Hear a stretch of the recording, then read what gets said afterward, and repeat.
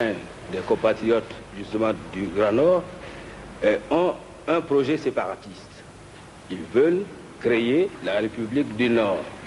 Et justement, ils sont en train de faire circuler un document volumineux qui s'appelle la Charte du Nord. Alors, je voulais savoir comment le Premier ministre se définit par rapport à ce projet. Et une question subsidiaire, dans la mesure où les auteurs de la charte disent que si leur frère Ouattara réussit la mission que le chef de l'État lui a confiée, pourquoi ce ne serait pas lui qui prétendrait à la succession du président Houphouët-Boigny? Alors, Alassane Ouattara est-il partant pour la succession du vieux? Monsieur le Premier ministre, avez-vous des ambitions de ce type?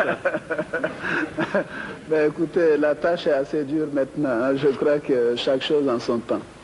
Ben, ceci étant, il faudrait que je précise à nouveau ce que j'ai dit à notre frère Lacoué. Je lui ai dit que il faut qu'il se mémorise sa géographie et son histoire. Que les frontières actuelles de la Côte d'Ivoire n'ont pas toujours été les frontières antérieures de la Côte d'Ivoire. La Côte d'Ivoire allait au-delà de Bobo Dioulasso et que donc dans cette partie du nord, il y a beaucoup de familles qui ont fait le va-et-vient entre les deux parties, entre les deux pays. Et d'ailleurs, je vois que beaucoup de gens parlent d'intégration africaine.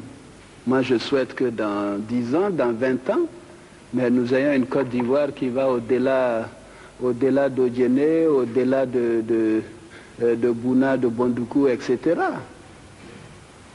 Au-delà de Ouangolodougou, etc. Que ce soit une Côte d'Ivoire avec peut-être un autre nom qui englobe le Mali, le Burkina, le Ghana, etc. Pourquoi pas? C'est ça la réalité. L'Europe vient de nous donner l'exemple. Pourtant, ils sont plus nombreux que nous, ils sont plus forts que nous, ils sont plus riches que nous.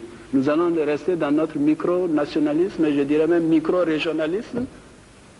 Donc, je ne sais pas s'il s'agit de la charte du Grand Nord, mais j'ai vu un document, je crois, en début d'année,